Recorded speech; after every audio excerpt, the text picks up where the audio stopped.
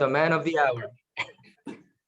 You are the man of the hour, Larry. Well, you know, Michael, when people say that, an hour is just 59 minutes. That's not very long. Uh-huh. I hope it goes a little longer than an hour. Yeah. Larry, so I'll start right away. Okay. Yeah, can you remind my viewers, my YouTube show viewers, why Gavin Newsom is being recalled in the first place?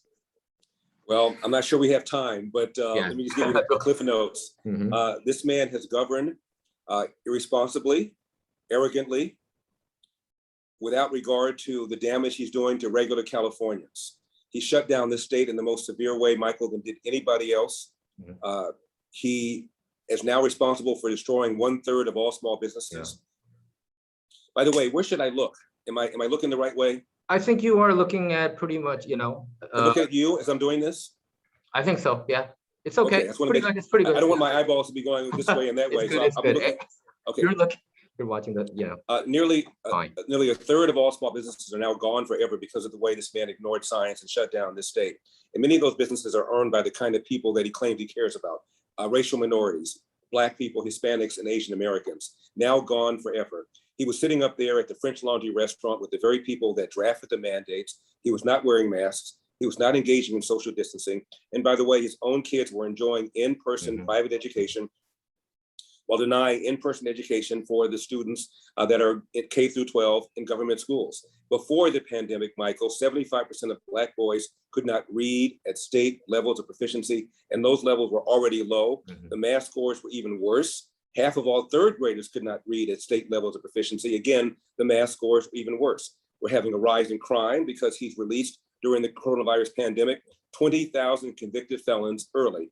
And many of them were violent offenders. And based upon history, the majority of them are likely to reoffend. Just a few days ago, Barbara Boxer in Oakland was mugged. Her cell phone was taken. And Michael, just a few days before that, the Oakland police chief was complaining about money being diverted from his police department because of this ridiculous defund the police movement. We have a rise of cost of living. The average price of a home in California just hit $800,000. Depending upon the survey you read, that's anywhere from 150% to 250% above the national average. And when middle-class people and working-class people leave California, the number one reason they cite is they cannot afford the cost of a home. Also, businesses are leaving at a record rate. Already for 2021, more businesses have left than have left all of last year of 2020. And the rate at which businesses are leaving is twice the rate at which they've left over the past 3 years. And they cite 3 reasons: cost of living, high taxes, and regulations. We're also mismanaging our fires. We now have 5 seasons in California. Yeah. The 5th season now is fire season because of the poor management of our forests. Outgoing Governor Jerry Brown left a plan to clear 500,000 acres of fallen trees and dry vegetation. Gavin Newsom bragged that he cleared 90,000 acres, which, if true, Michael, would have been a drop in the bucket, but it wasn't true. He only cleared about 13% of what he said he cleared. So he lied by a factor of 7. And apparently we don't have the resources. We do have resources to build a bullet train from nowhere to nowhere for $100 billion. And we do have the ability to have $30 billion stolen from our Employment Development Department to crooks applying in San Quentin for unemployment benefits, crooks applying in Nigeria for California unemployment benefits. $30 billion have been ripped off of the taxpayers, federal taxpayers and state taxpayers because of this man's mismanagement. So I can't think of any area where he has done a good job. Homelessness is up, crime is up, quality of schools down, businesses shut down. Now only about half of all jobs have been restored pre-pandemic, whereas the national average is 2/3. We're running out of water because the governor and the cohorts in Sacramento have failed to add to any real way to our water infrastructure in about 40 or 50 years when the state was half its size. So now you're having farmers in Kern County having water rationing. And it's not like voters, Michael, don't know what to do. We passed bond measure after bond measure after bond measure to build more reservoirs, to raise the Shasta Dam, to build more underwater capacity. And we are having swings because of climate change. I'm not a climate change denier. I'm a climate change alarmism denier. And we should be storing water in wet years to get us through the dry years like we're having right now. Droughts are God-made, but shortages are man-made. And then we're having rolling brownouts because we're not adequately investing into our energy grid. We're forcing more and more of our utility companies to spend more money on weather-dependent, unreliable sources that are so-called renewables like wind and solar, and not investing in our power grid. We're having a war on oil and gas. At one time, California was headquartered to all top 10 oil and gas companies. Now, I believe only Chevron is left, and they're putting facilities more and more in Texas. Yeah. And so you name it, energy, water, schools, crime, homelessness, the way he shut down this state in a more severe way than did the other 49 governors. That's the case for this man to be recalled. And I will also add that nearly 2 million people signed a petition to recall him, Michael, and about a third of those were the very people who voted for him just 2 years earlier.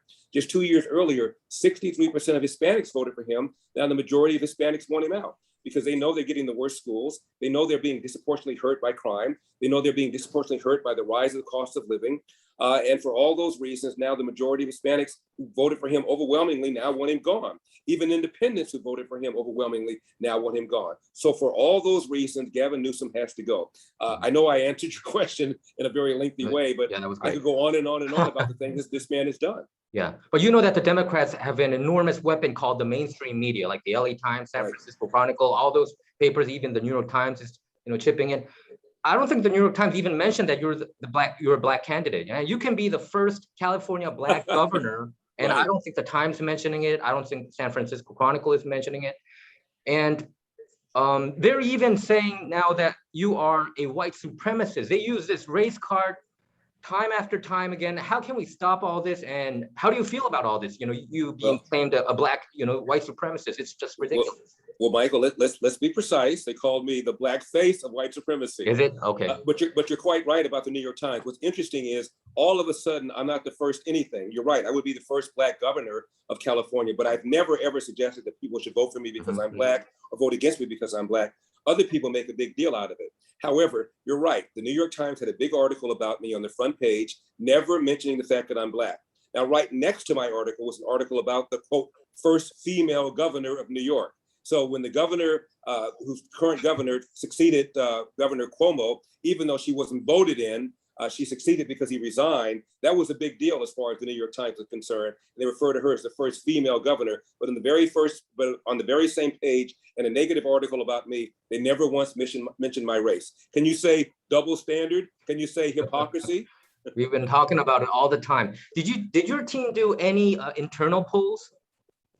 I'm wondering. I know the mainstream media. They're trying to say that Gavin Newsom, people against the recall is like 58%, but I just can't believe them on face value. Did you do any internal polls? No, we haven't done any internal polls, but we have seen polls that show me way ahead of my Republican rivals. Our polling from other polls suggests to me that the recall side yes, recall side no, is within the margin of error, 50-50. And that is why they've raised almost $75 million from the usual suspects, Michael, from the teachers unions, from the public sector unions, from Hollywood, from big tech, because they're scared to death. We're probably going to be outspent by a factor of almost 10 to 1. But I'm convinced for all the reasons that I mentioned, because people are hurting and people are leaving California for the very first time in our state's 170-year history, and they're independents and Democrats and Republicans across the board. So even though we're going to be outspent, even though we're concerned about election shenanigans, I still believe that so many Californians are fed up with the crime, fed up with the homelessness, fed up with the rise of cost of living, fed up with the decline in the quality of public schools, that this man is going to be recalled no matter what. Are you worried about election integrity? Voters being able to print their ballots at home, and there's just so many ridiculous things going on. Are you worried about it?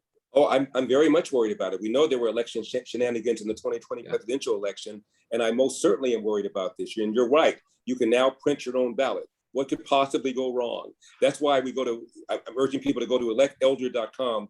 We have a voter integrity project all set up with a bunch of lawyers all ready to file lawsuits in a timely fashion. One of the reasons, Michael, why so many of the lawsuits were dismissed for the 2020 election is that they waited too long, and they were dismissed on procedural grounds. One of the things courts don't like to do is to overturn the results of an election.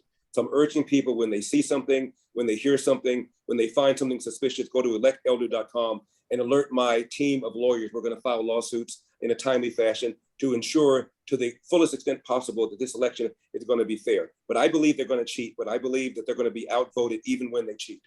Okay. Did your team raise more than $10 million? Because I recently, get information about that. Is that real? Yeah, we've raised about that. I just now heard from my campaign manager, it's more like 13. And this is more money than a lot of people thought we were going to be able to raise. But Michael, still, we're going to be outspent by a huge factor by the other side. They are scared to death. And tell you what they're scared about. They're afraid that if somebody like Larry Elder from the inner city, common sense, can be elected in a blue state like California, it can happen all over the place. And because I'm from the inner city, because my father came here in 1945 without 2 nickels to rub together with an 8th grade dropout education, I'm going to be able to talk to Black and brown people in ways that Republicans have not historically. And I might be able to realign a few things. As you know, registered Democrats outnumber registered Republicans over 2 to 1. Yeah. That's going to change when I become governor, because they'll find out I'm common sense. They're going to see an improvement in their lives. They're going to see an improvement in the crime situation, an improvement in the quality of their education for their kids, an improvement in the homeless situation. God forbid Larry Elder should make concrete, positive changes that's going to cause people to rethink their prior hostility towards the Republican Party. Yeah. Can you talk about your Christian faith? I know one of the pastors really pushed you to run for this election. Can you talk about your Christian faith, how it was formed? Sure. I've always been a strong believer. My mother used to teach in church. I used to play piano in church. My pastor is Pastor Jack Hibbs of the Calvary Church in Chino Hills. He strongly recommended that I run. And the more I felt about it, Michael, the more I felt that I had a patriotic, a moral, and a spiritual obligation to do this. I'm not doing it for fame, obviously. I'm not doing it for money. I'm losing a great deal of money, but I feel that this is an intervention. This is a mission of mercy. This is something I have to do. And I would feel I'd be shirking my moral and spiritual responsibility if I didn't do this because of my faith. Mm-hmm. Why is school choice such an important issue for you? Was it because of your personal experience or because of just related studies that you've seen? Well, both. My personal experience is I graduated from a school called Crenshaw High School, where, by the way, only 2% of the kids right now are math proficient. But when I was in high school, I was bused to another school called Fairfax to take additional Spanish because I had exhausted all the Spanish at my high school. And I thought I was a world beater. I thought I was a genius. I thought that I was really, really good in Spanish. And when I walked into the first day at Fairfax High School, these kids were fluent. And I realized that the academic demands on these kids had been far more exacting on them for years. The teachers expected more. The school expected more. And I realized that I had been, in my opinion, ripped off. So I came back after that first day and I was crying. And I told my mom what I told you. She started crying. She said, Larry, I know that your father and I should have had you in a better school. We simply could not afford it. Maybe someday you can grow up and do something about it. Well, that someday is here. And I've seen study after study after study showing that when you have school choice, you have competition. Competition is good for everything, whether it's schools, whether it's flat screen TVs. And unless you have competition, you have poor standards. It takes almost an act of Congress to fire a bad public school teacher. We have 300,000 public school teachers, and it is estimated nationwide about 5% of all public school teachers are incompetent. I have no idea whether the 5% applies to California, but let's for a moment assume that it does. That's 15,000 public school teachers that are incompetent. Any given year, 2.2 teachers out of that 300,000 are fired. That's what happens when you don't have competition. So I want parents to be able to put their kid in a private school, a charter school, a religious school, or to use that money, $15,000 per student for homeschooling. It is very important to me. The first step towards leaving poverty is to at least finish high school, and one presumably where you can read, write, and compute at all grade level, and all too often that simply is not happening. Mm-hmm. And Larry, when we had lunch, I think I told you this, I think you are probably one of the best debaters that I've seen. I saw you destroy Bill Maher, and Bill Maher is pretty good, I think, was it on Real Time? I don't know, I forgot. And you also destroyed Jerry Brown, I think, on the radio. You just immediately attacked him. Were you always a ferocious debater? Did you? Is that one of the reason why people said, "Hey, you got to run and you got to destroy all these, people out there"? Well, thank you for that compliment. But no, I've just, what it is, Michael. I don't like being pushed around. I don't like being bullied. And the teachers union are bullying people. Mm-hmm. They're pushing them around. I don't like the way the Democratic Party uses Black and brown people by yelling and screaming about racism when racism has never been a less significant factor in American life. I don't like people being used as tools and being pitted against each other, which is what I feel the Democratic Party does. And they're doing this in this recall election right now, Michael. They're saying this is a Republican takeover. I've told you about the independents and the Democrats who want this man out because they can't defend his record. So people are being used, being pushed around. When I feel like people are being used and being pushed around, that just does not set well with me. So I don't intend to be a ferocious debater, but when I come across people who I feel are playing the race card, are playing the victim card, I just don't have a whole lot of patience for that, and I try and fight that. Yeah, and you were considering to run for United States Senate seat 10 years ago, right? And I was wondering, you know, that was when Barack Obama, I think, was the president at that time, right? Wasn't he? And I was wondering whether you were disappointed about the way he, you know, he handled himself, you know, that he kept using this race card when you thought that he would not. Was that also one of the motivating factor for you to aim for an elected? No, that had nothing to do with why I was thinking about running against Barbara Boxer back in those days. But on your question about Barack Obama, Michael, I must say I am deeply disappointed in him. I remember when he first became prominent and he was running for the nomination against Hillary, and he appeared on 60 Minutes. And the correspondent said to him, Senator, if you don't win, will it be because of racism? And I sat back and I was very, very interested to hear what he was going to say. And he gave an answer that I thought was an accurate answer. He said, no, if I don't win, it will be because I have not articulated a vision that the American people can embrace. And I said to myself, hallelujah. I'm not going to vote for a Democrat because I don't believe in high taxes, high regulation. I don't believe in soft borders. And I believe in peace through strength, not strength through peace, the way Democrats do. But at least he won't be a race card playing Democrat. Well, fast forward, every time he had a chance to do something to bring us together, he picked up the race card. Mm-hmm. The first example was when the Cambridge police briefly arrested his friend Henry Louis Gates. You might remember early in his administration, Henry Louis Gates is a professor of African American studies at Harvard, and he came home from vacation to his home in Cambridge, Massachusetts, and he forgot his door key. He and the cab driver pushed open the door, and he entered his own house. Well, a neighbor saw this, didn't recognize Gates, and she called 911. Don't you want your neighbors to do that? The Cambridge police showed up. White cops showed up and saw this man in the house and didn't know whether or not he belonged to the house. So he very politely asked him to come out and bring ID. And instead of doing that, Gates said, I'll come out if your mama tells me to come out or something like that. Mm-hmm. The cop briefly arrested him. And what Obama should have said was, you know, last night I had a long talk with my friend Henry Gates. I've known him for a long time. I said, Henry, you're a Harvard professor, for crying out loud. You're a tenured professor. You're a role model by definition. One of the many reasons we're having some of these shootings is because a lot of young Black men are simply not complying with the police, who are just trying to do their job. Instead, what did Obama say? The Cambridge police acted stupidly. No, they didn't. The officer was doing his job. And then throughout the rest of his presidency, he invited Al Sharpton, in my opinion, one of the most severe race card hustlers in America, to the White House over 70 times. He said, if I had a son, he looked like Trayvon, referring to the death of Trayvon Martin. He evoked Ferguson. Michael Brown did not have his hands up, did not say don't shoot. But when Barack Obama gave a message before the United Nations, he said, we have our own places. We have our own problems with regard to race relation. There's a place called Ferguson. Well, Ferguson was a fraud. It is a lie. And when Obama ran in 2007, Gallup did a poll to find out about he was running against Hillary for the nomination on the Democratic side. And on the Republican side, a Mormon named Mitt Romney was running against John McCain on the Republican side.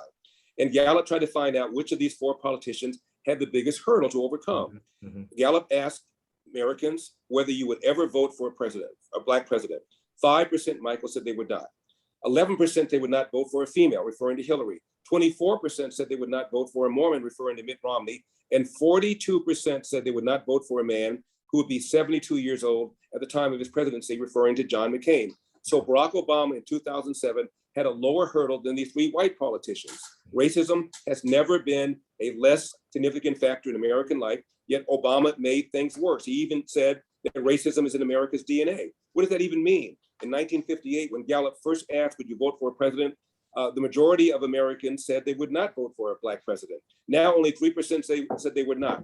If racism is in America's DNA, how did the DNA change? It is not true that America is a systemically racist country, and Obama made things worse. I was very disappointed in him.